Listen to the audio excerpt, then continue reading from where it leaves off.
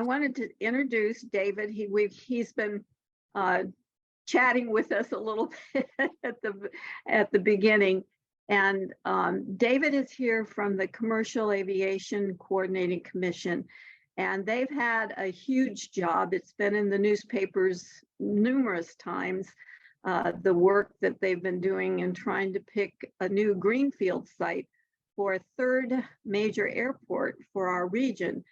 And I don't know if exactly the rules of the FAA, if those are things that are required in that process. Because I know I'm married to a pilot, so I know that there's a lot that goes on with the Federal Aviation Administration that is a little different than people realize, and things have to be in a certain place and patterned in a certain way, because not only is it the ground that you're considering, but it's also airspace that has to be considered. So there's a lot of factors that go into that. And David is here to tell you and explain some of those factors and what's gone into some of the decision making and the choices that they've been presenting. And of course, anytime there's a change, there's a lot of communication that needs to happen to make it absolutely clear that this is something that can be lived with and that can be done. And you get a lot of community upset if it's not what they envisioned for their long-term community. On the other hand, there are people that are just ecstatic that it's coming because they see opportunity. So with that said, David, I'm going to let you take over. And so far, our little screen share trick worked. So I'm hoping that it continues to be true. Well, thank you. Thank you all for having me here this morning. I will say this before I start out, that there is a big role that the FAA does play in this, and it comes in the later stages, and I'll talk a little bit about that.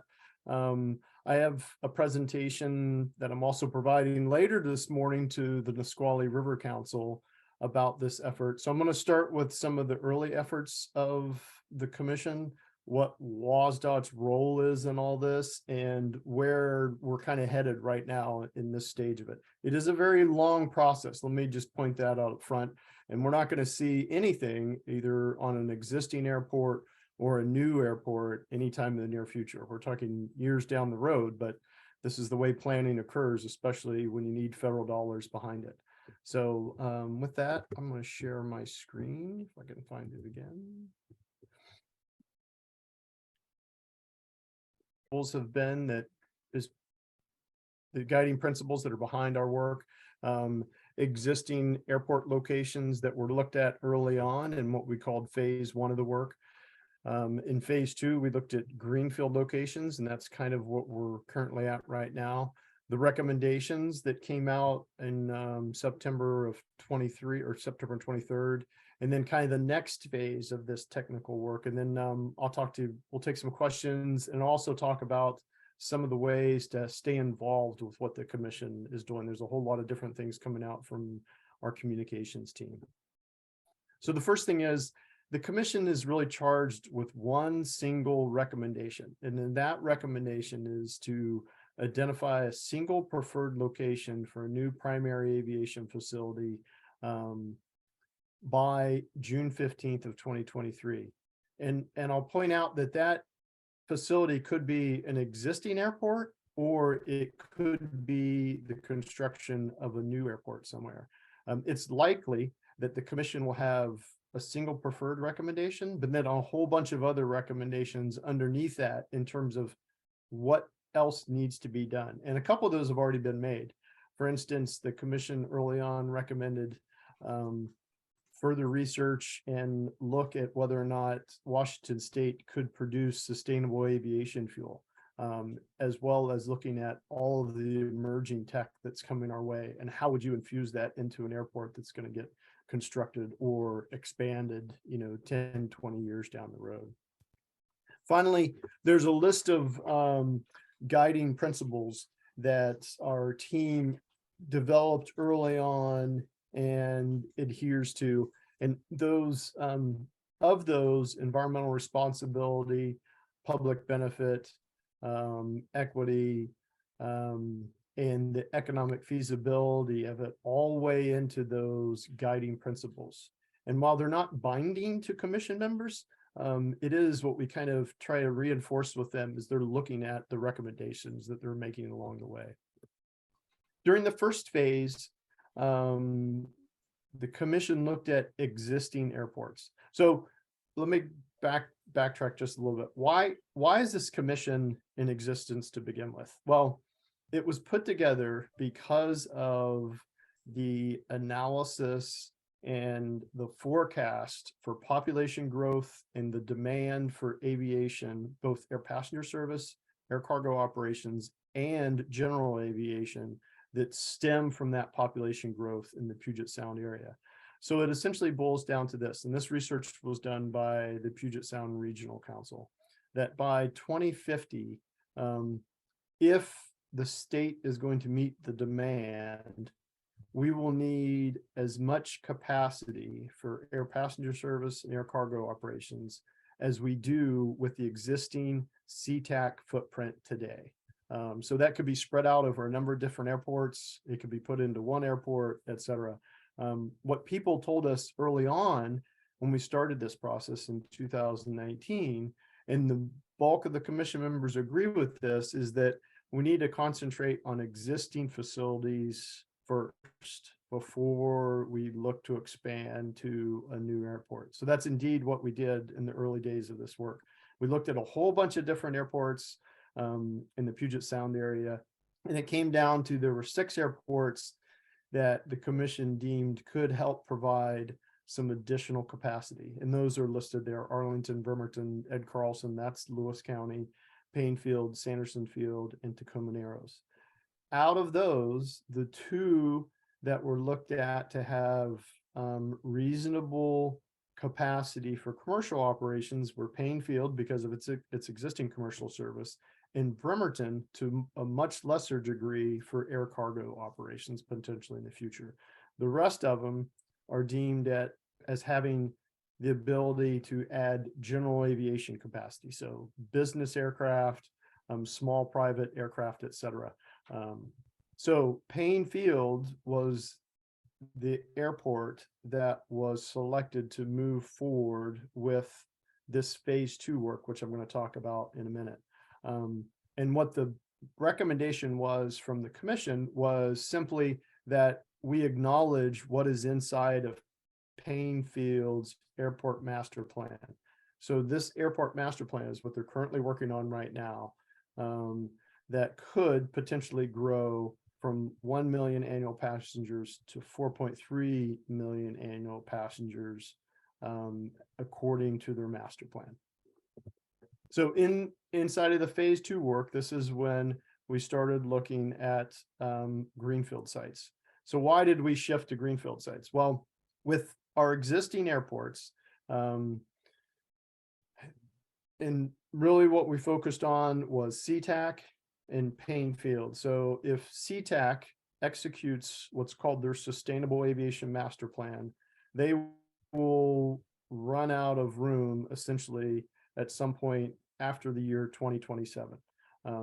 If Painfield grows according to their airport master plan, the delta of the forecasted need is about 27 million annual passengers.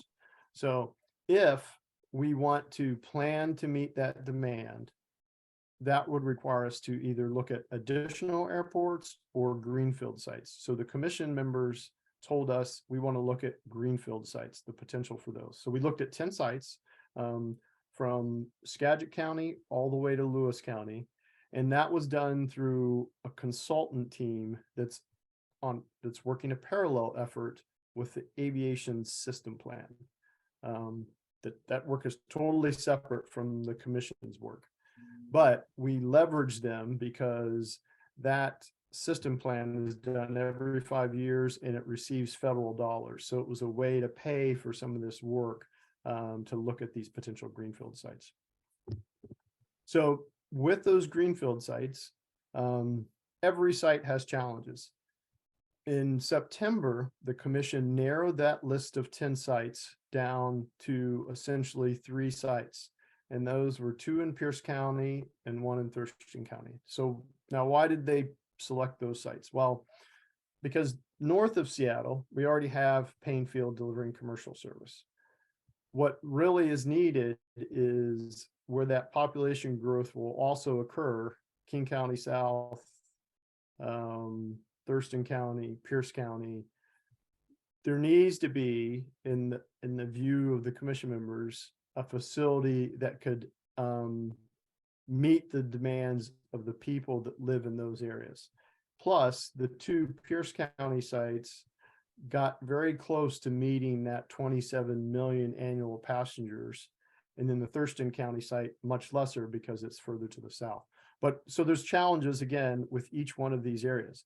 If you look at the impacts on communities and neighborhoods, the airspace, because of an already somewhat congested airspace because of the military operations at JBLM, the operations out of CACC, and the operations out of Boeing Field and other airfields, airspace is a challenge. And then you get to the environmental impacts that could be mitigated to a certain extent, but may not be fully mitigated.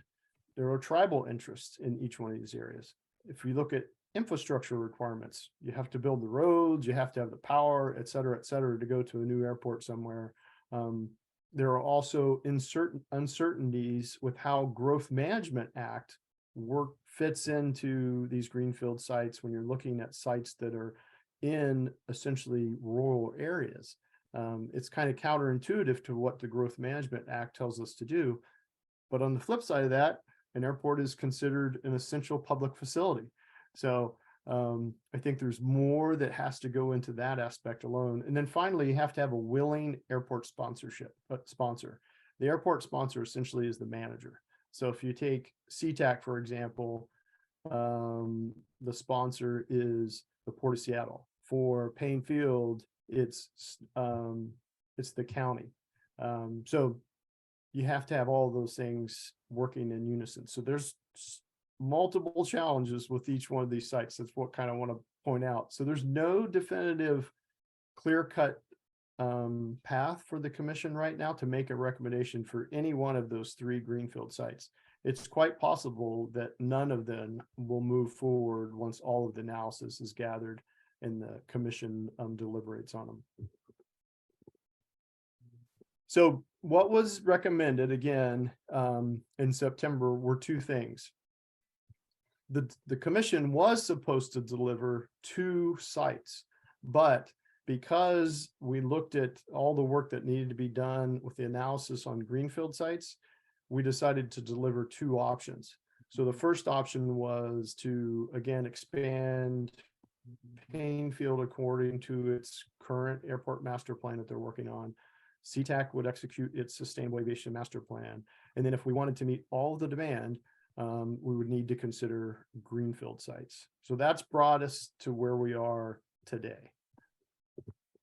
So what's going to happen in the next phase? The next phase is really looking at the technical aspects of those 3 sites that I was just talking about, those greenfield sites. And many of these I just talked about. So airspace review.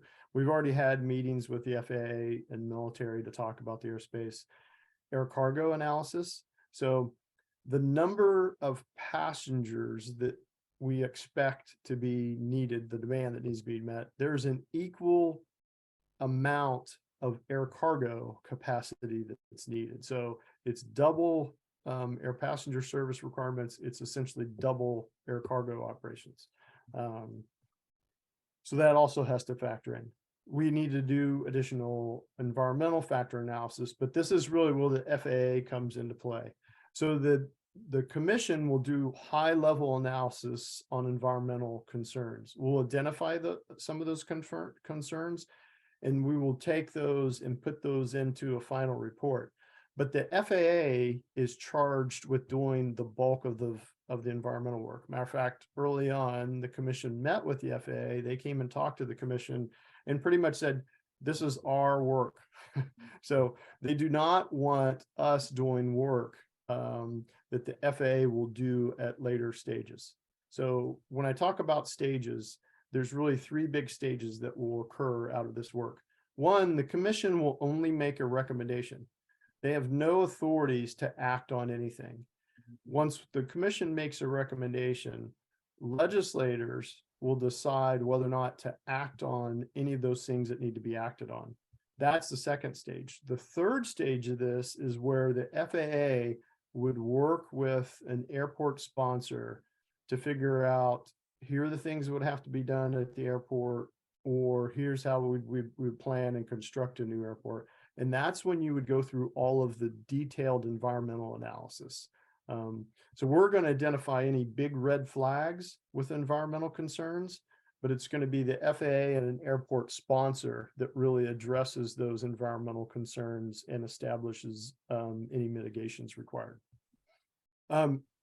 Transportation analysis. So we got to figure out how to get people to and from either an expanded site or a new airport.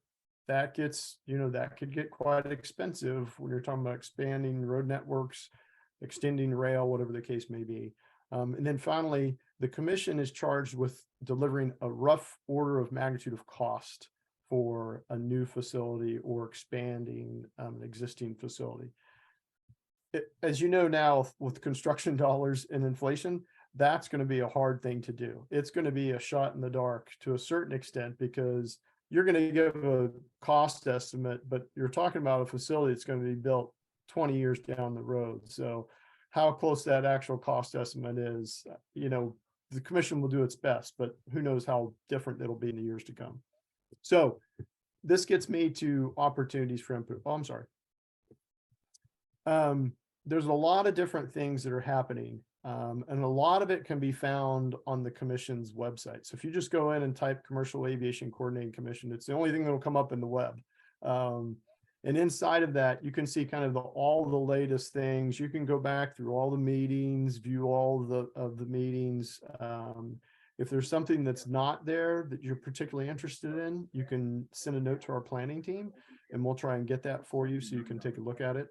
The next thing that is coming out is the commission is going to have drop-in hours.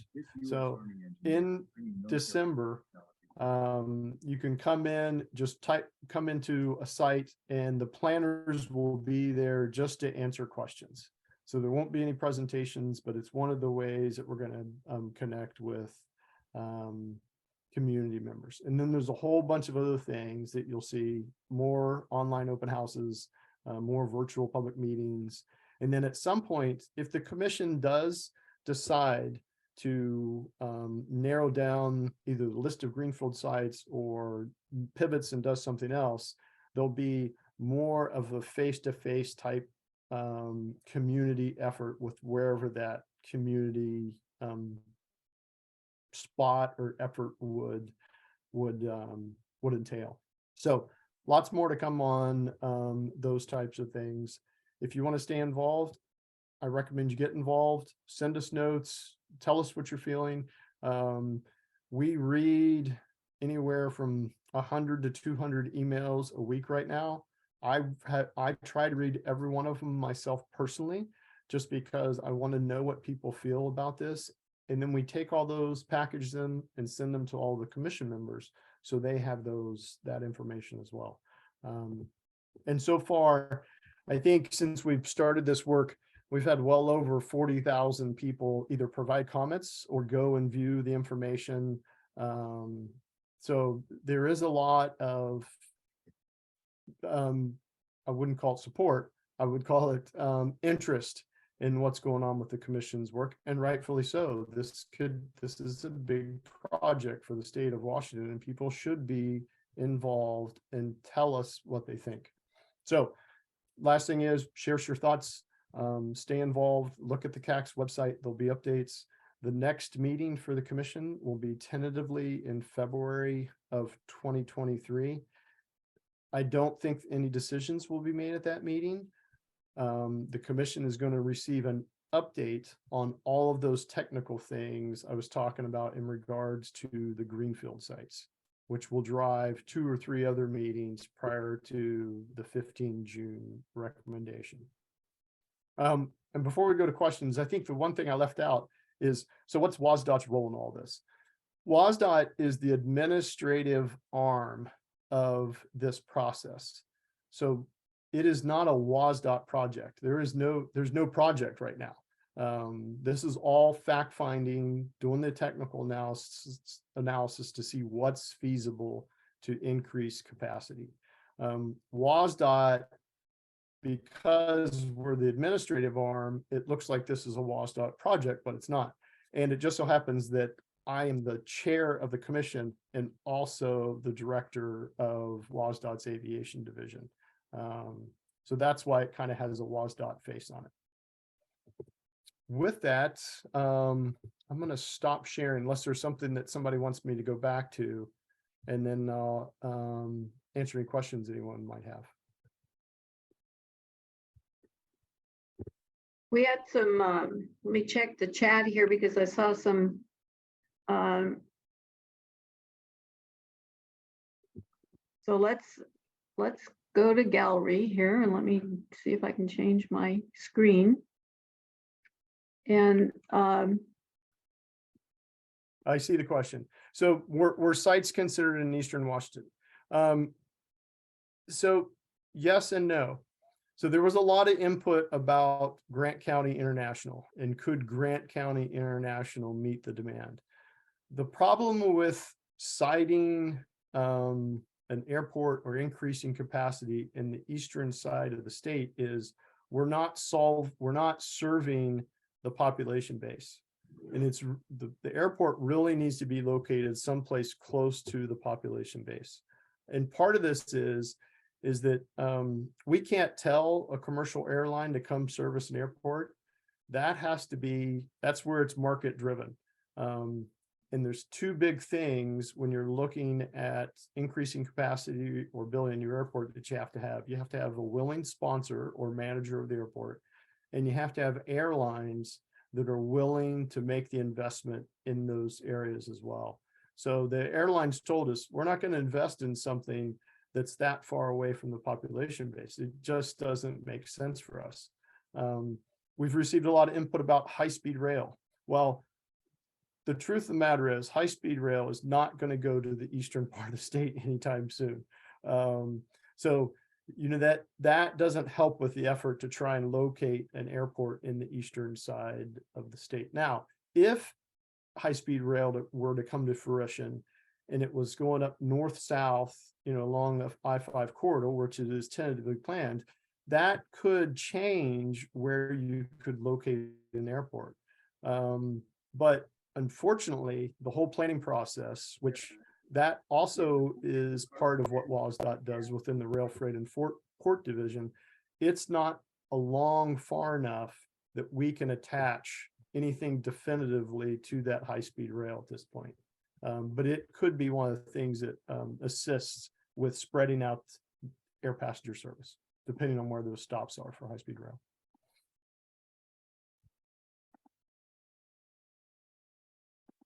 You're muted. thanks, David. Two questions that have appeared in the chat. One of them from Carol. Carol, do you want to unmute and ask your own question, or how do you want to do that? It's okay. I will ask, what input have the tribes had so far on these sites? So the tribes are very concerned about the environment impacts, especially to water in the Nisqually River Basin. So we have I don't think you were on here, Carol, when I said this, but I have a subsequent meeting to this one at 11 o'clock talking to the Nisqually River Council. So we are involved with the River Council, but the tribes themselves, the Nisqually River or the Nisqually Indian tribe, they are setting up a meeting with WSDOT, Senator Kaiser, who is on the commission, and others to talk about their concerns of siting a new airport. And their concerns essentially are for all of the 3 Greenfield sites, especially the one in Thurston County. And then Julie had a question. Julie, you want to unmute and ask your question? Yeah, my question is, what if you don't find a willing sponsor? Or what if the community that would be affected by the airport, they just put out so much opposition to it? What happens then? Well, I think that's a hard obstacle to overcome. And that has to get factored into kind of the decision-making process in terms of whether or not the commission recommends a location. So, there's very little support. I'll say that there is some support for like the 2 sites in Pierce County and Thurston County, but the people that live there have come out and said, we don't want a new airport in our backyard, and that's understandable. So I think what will happen is the commission and or the legislators, depending on what recommendation is made to the legislators, they're going to need to decide whether or not they try and do something different in terms of a sponsorship. There is a possibility that the state could become the sponsor of an airport. But WSDOT's not a fan of that because it's not a proven model for the state of Washington. The best entity within the state of Washington to be in charge of something like an international airport is a port, because of the way ports operate, their ability to raise funds, et cetera. Port of Seattle is an example of that. So if you make your decision in June of 2023, then it's the 2024 legislature that would have to deal with that decision. Do you suppose there will be any movement of bills about this in the next session in 2023 if we wanted to contact our legislators, or how do you see that process? There could be. There has been some discussions about the whole airport of the future concept. I don't know if you saw the Seattle Times this morning, but there was a op-ed written by Senator Kaiser and Representative Tom Dent about what the state should be doing in terms of leading with building an airport of the future, one that focuses on reducing emissions, et cetera, through the use of sustainable aviation fuel, all the things that are coming our way that just aren't here yet. There is potential that there could be legislation that addresses that whole concept, because you can put the concept out there, but somebody's going to have to act on it if you want to bring it to fruition. And I personally think that is the key. I sent this out to the rest of our commission members earlier in the week, that the commission should be leading with the environmental concerns and the impacts on people. And much of our recommendation should be centered around what could be done to reduce the impacts of aviation. I don't think it makes sense right now, given what we know about global warming and transportation, to say, let's build a new airport, but build it based on today's technology. That's counterintuitive to everything we should be doing right now to reduce the impacts of climate change. So I think there's a lot of support for that within the commission. And I want to say there's a lot of support for that, obviously, in the governor's office. that's where the governor's office is. That's what they've been, doing the last few years. We're trying to inculcate now, and I say we, it's mainly our WSDOT office trying to inculcate aviation into the broader things that need to be tackled in terms of greenhouse gas emissions. Lael has her hand up. Lael, would you like to unmute and ask your question? Thank you so much. And thank you for your presentation. I have a couple questions and comments kind of all maybe muddled together. Sure. So my main concern is that WSDOT has not inculcated rail into their program of transportation solutions. And there is absolutely a possibility for the east-west service, and it does not have to be high speed, though it could be high speed. It could even be ultra high speed, but there is really no problem in making a 14-mile tunnel under the Cascades. in order to access the eastern part of the state. Several studies have been done. It is feasible and it could be done. And it could be done in a timeline that makes sense and could match, you know, the creation of an extra airport that you need. And I don't know why, well, I don't know why Moses Lake is off the table when the Port of Moses Lake wants utilization of their inland port and of their airport with a 2.5-mile runway that was built to land the space shuttle. And they've got, you know, 22,000 or more or thereabouts cars on the highway between points east and west daily.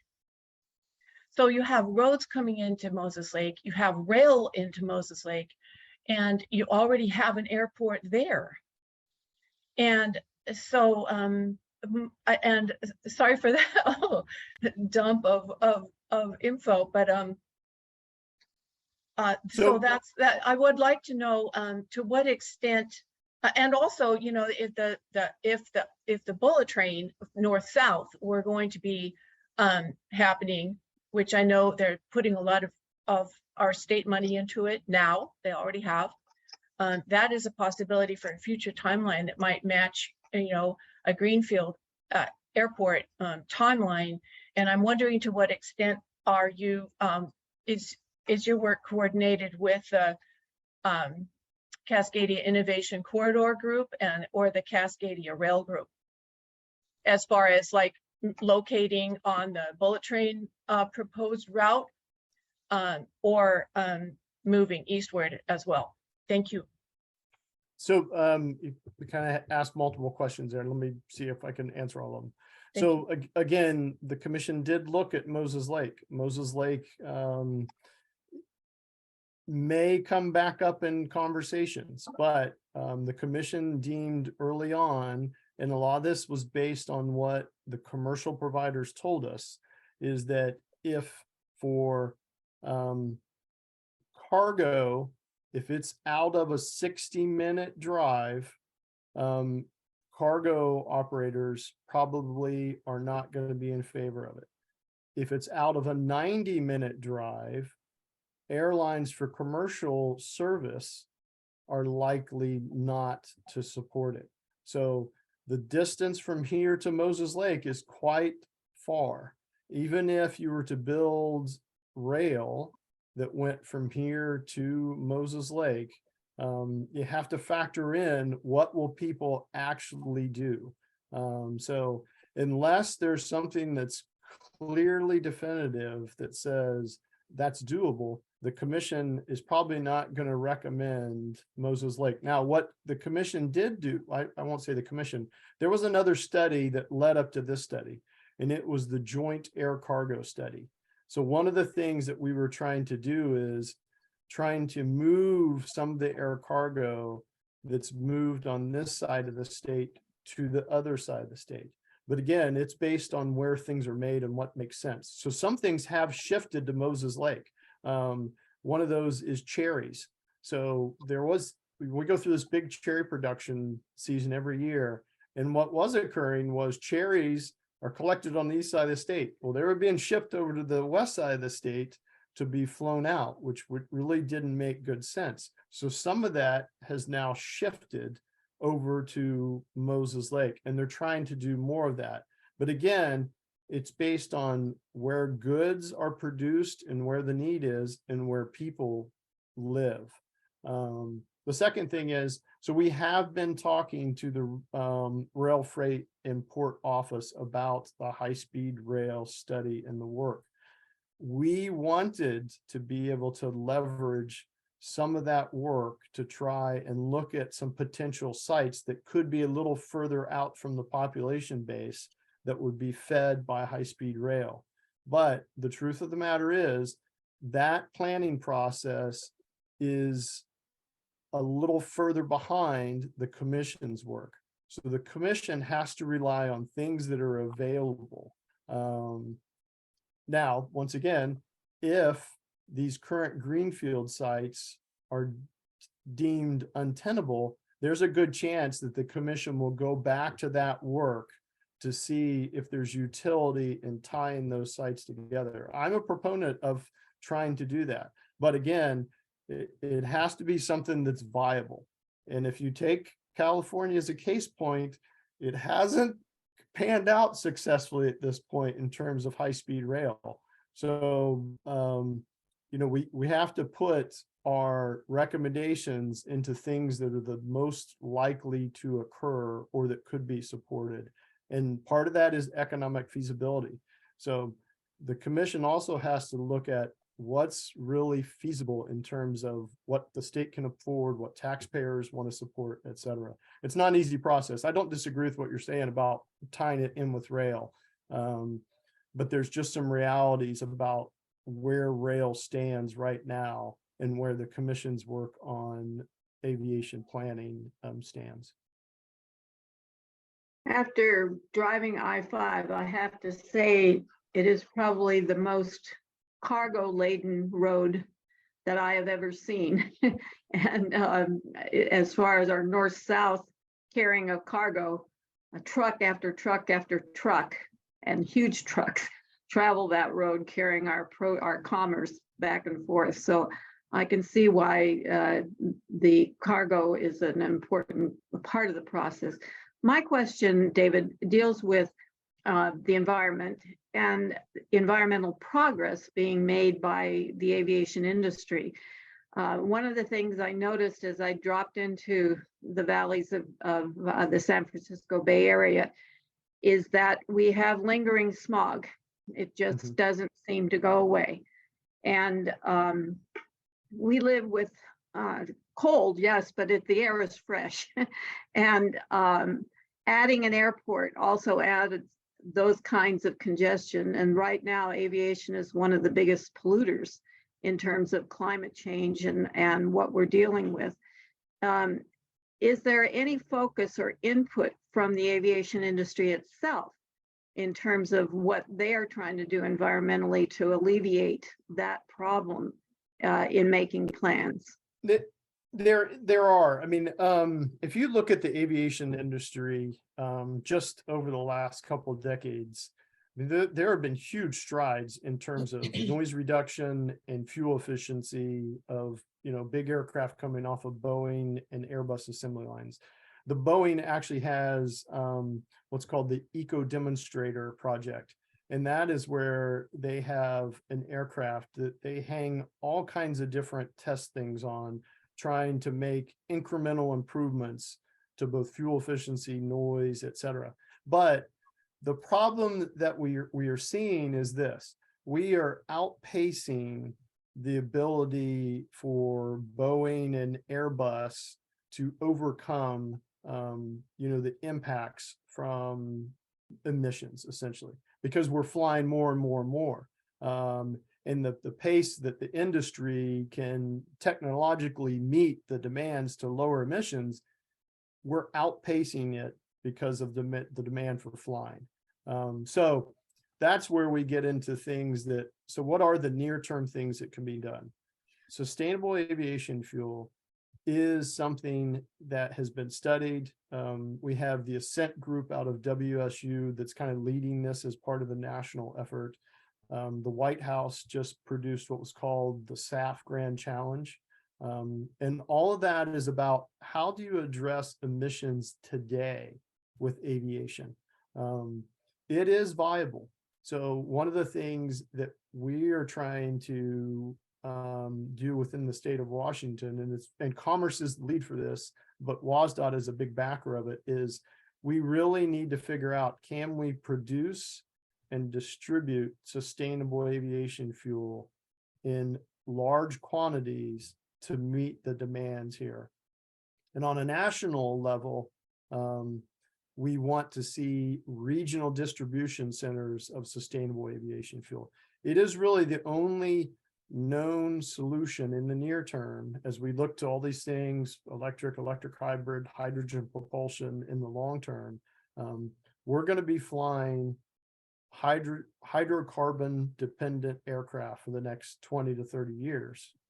It's just kind of the reality of things. So your point is well taken, and it's one of the recommendations that the commission led with early on, that we need to figure out whether or not we can produce sustainable aviation fuel within the state. Now, that gets at something else, and I don't want to belabor the point because I know there's other questions. Part of the strategy that we looked at is what's called distributed air service. So distributed air service gets to using other airfields. If the technology progresses, we can open up other airports that where it's really not economically feasible for airliners right now, based on things like hybrid electric aircraft, hydrogen propulsion, et cetera, because they're cheaper to operate and cheaper to maintain because they have electric motors instead of combustion engines. But those aircraft, while they're coming, they're going to be slow to come to us, and they're not going to be big aircraft anytime soon. We're talking 10 to 15 seat aircraft. So what it will do, though, is it'll allow places like perhaps Olympia. Olympia has had a history of regional commercial service. They currently don't have it again. But if it becomes viable and profitable with these new aircraft, then we could start seeing different things from places like Olympia to Moses Lake, Olympia to Spokane, Spokane to Walla Walla, et cetera. But again, these things are off in the future, and we can't rely on them to a great extent because they're going to move small numbers of people. It'll help with the situation, but it won't solve it. David, I want to be respectful of your time. I know you have this other meeting, but there is at least one other question that I'd like you to answer, in it because it's almost a clarifying question. Sure. Carol put forth. She wants to know where the passenger demand is coming from. Is it from residents, or is it coming from outside of Washington? You know, people flying to, tourists coming to, businessmen, people coming, and the same for commerce. Is it commerce that's being produced in Washington that's going out, or is it commerce coming into Washington, or is it some combination thereof? So that's a great question, because that was part of the calculus that was looked at in terms of where's the demand coming from. So how do you meet the demand? And the bottom line is it's us. It's us and our kids, our families, et cetera. It's the bulk of it is the people that live here within Washington state are creating the demand. And essentially it's the Puget Sound area. That's why the ties back to the Puget Sound area. Now, this is where it gets tricky when, well, if we have rail or if we have other public transportation, that'll solve the problem. The majority of the flights aren't within Washington, though. You're getting on a flight and you're flying out of state somewhere. So you're flying on either on a national flight or an international flight. And the majority of the requirement is national. And the same thing kind of holds true with cargo as well. It's people, it's everyone asking for 2-day deliveries on Amazon or whatever the case may be. That's what drives this air cargo demand. And it spiked through the roof during COVID. So air passenger service went down to almost nothing, but air cargo went through the roof. So airliners, commercial airliners, were actually flying packages, on top of seats to meet the demand for air cargo. And so that projection just has continued at, unfortunately, a steady decline. If people would stop asking for their packages overnight, that might help.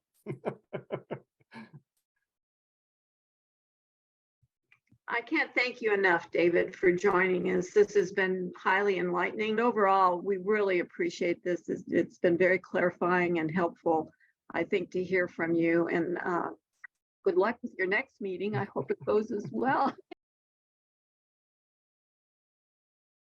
It's the day of David's. And David is working at things on a different basis and coming from the voiceless parts of our environment that need to have been looked at in a different way. And he is going to explain to you a movement that has been happening, and it's happening now in the legislature, to something called the Green Amendment. And he's going to take some time to explain that to you.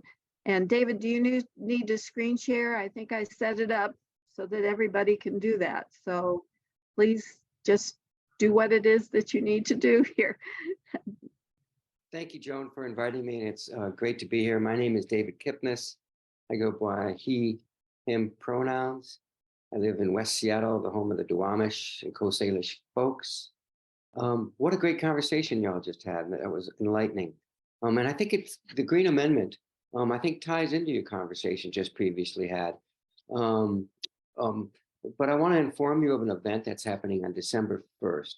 Maya K. Van Rossum, who's started the Green Amendment push nationally on state level, is going to be in Washington State. I put that invite in the chat if you want to access that now. You can register for the event. You can be both attend in person as well as virtually. And it's through Western Washington University, and the Alumni Association are inviting Maya here. And she'll be presenting on December 1st at 4:30, either virtually or in person, as said.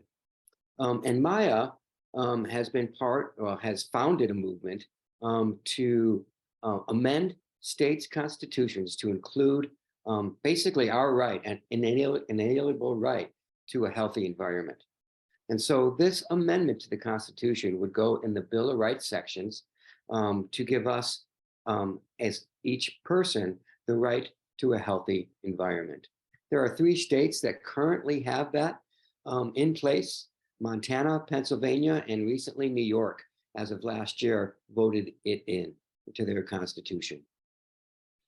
I got started in this about 2 years ago, supporting the work of Representative Deborah Lakanoff, Legislative District 40th Legislative District, who is the only Native American legislator in Washington State, as she brought this forward into legislation, HJR 4209, as a matter of fact. And so this movement has progressed here in Washington State. We're in our 3rd year, and there's a team of about 8 of us progressing on this work. And it's a huge lift to amend the Constitution, as I'm sure many of you are aware. It's 2/3 a majority vote in both the House and the Senate, and that's just to get it onto the ballot. So this is a long-term project. We recognize that here in Washington State.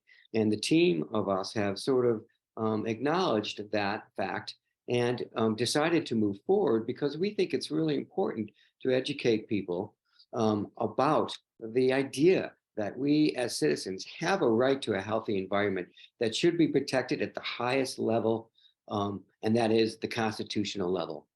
I think the biggest difference between provision in the Constitution and legislation is that constitutions,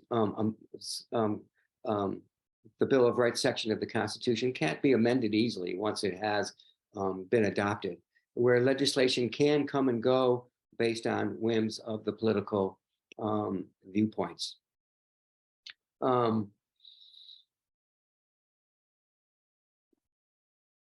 I think that for me, I got involved because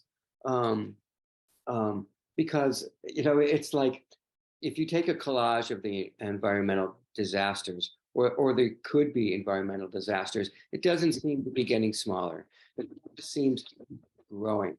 The threats to our environment seem to be increasing, and it's important to me to acknowledge that we have a right to live in a healthy environment, and that government should prioritize that. I also believe that something like the constitutional amendment sort of addresses the issue of social justice and environmental justice, the intersection of that.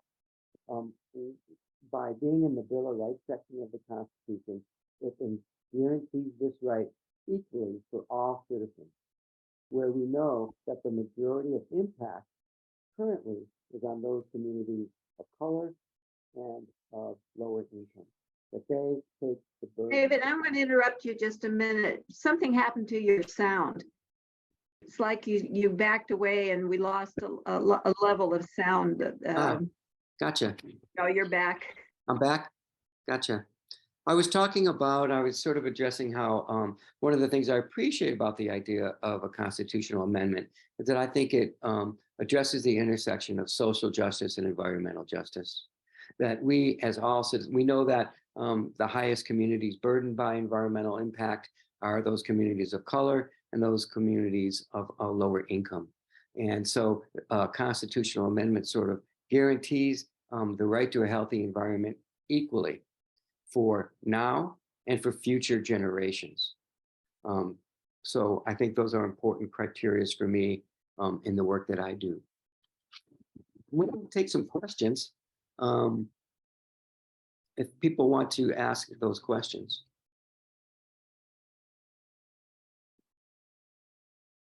It's seldom with questions.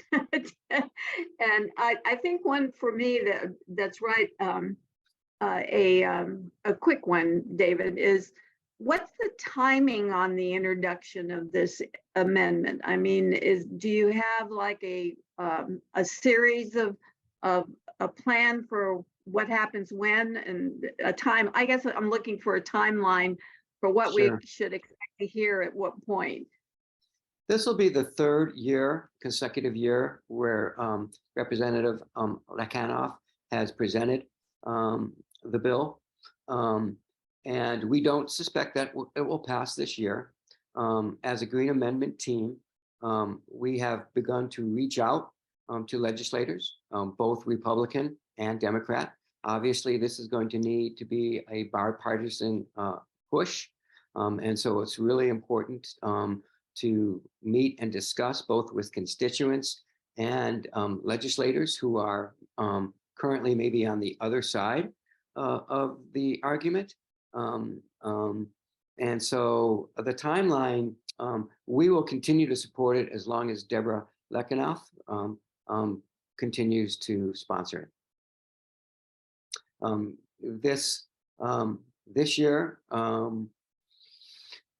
we're hearing that that there'll be some, well, the governor is potentially going to bring forward an amendment to the Constitution to guarantee the right to an abortion.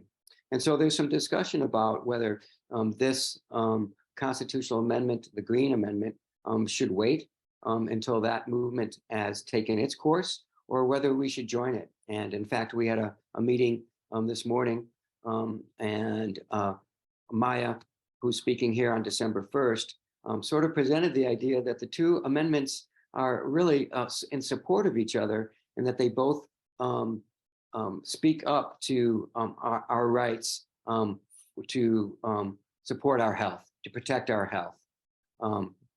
And so that they go in tandem together, and that they might actually provide strength to each other. Did that answer the question, Sue? The timeline is, it's unlikely to pass this year.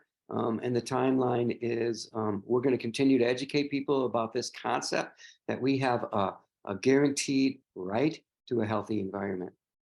Thanks, David. I appreciate that, especially your December 1st forum that's going to feature Maya.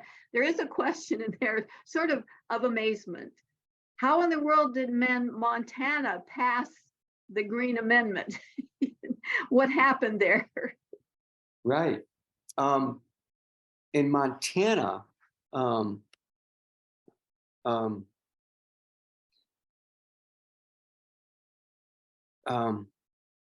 let's see if I can sort of, I think in Montana, it really began with the protection of Yellowstone Park. The part that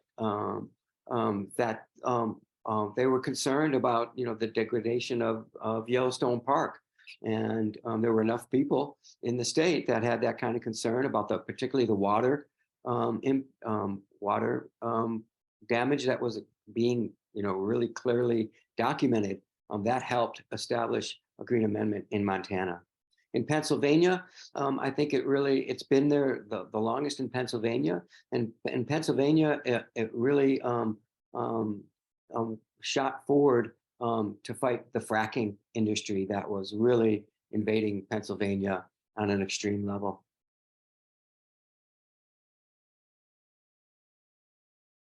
Hawaii is currently considering it. New Mexico is in its second year, and they're progressing actually quite quickly. There's a considerable chance that it could pass in New Mexico this coming legislative session. Thank you, David. I see a couple of other hands up where we're not using our reaction hand feature.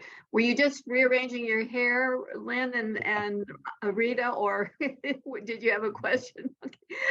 Lynn has a question. I had a quick question. So in Montana and then in Pennsylvania, there was a focus, an issue that sort of maybe brought people together in your mind or in the whole movement's mind. Absolutely. Is there such, I mean, I can think of some, but what would be Washington's, or is that part of the planning?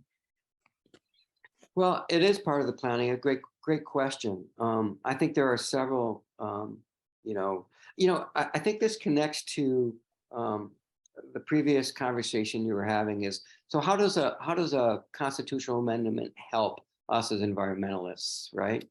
And so I think one of the biggest breakdowns is during the permitting process. Really, can the EPA be trusted to do significant, to really sort of to show the impacts? I mean, are they really protecting our rights?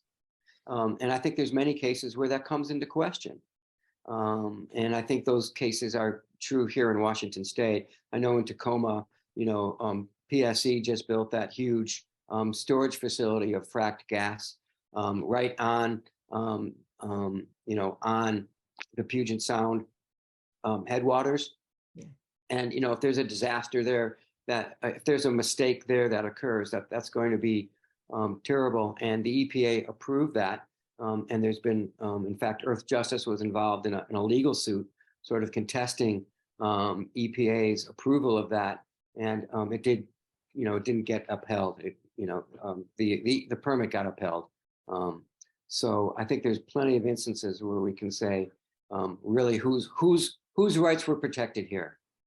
And it gets back to that saying, people over profit. And so maybe the constitutional amendment really helps us address that. It definitely would. I was just wondering, I mean, I have a thing about air pollution because I know, I think Puget Sound is getting terrifically difficult air-wise. Yeah. With the wildfires, but even just plain old smog on a normal day, like these beautiful sunny days. And so I was wondering if there was a focus like that, like Yellowstone Park or fracking, right, or, but maybe not yet. Not yet. Okay, thanks. Are there any other questions here while we've got David to kind of give us the general picture? You don't have to hang for the rest of the meeting, David, but we really appreciate the fact that you were here to clarify some things about the Green Amendment. It's in the process, and making us all aware that it exists, I think, is really important. Any other last final questions? Or Layla, you've got your hand up. Thank you. Thank you. So December 1st, will that meeting be recorded? That's the same day the transportation committees meet in Olympia. So just would love to hear it later if possible. Yeah, if you register for the event, and in fact, that organization does a lot of really interesting lectures. They will send you a recording if you request it.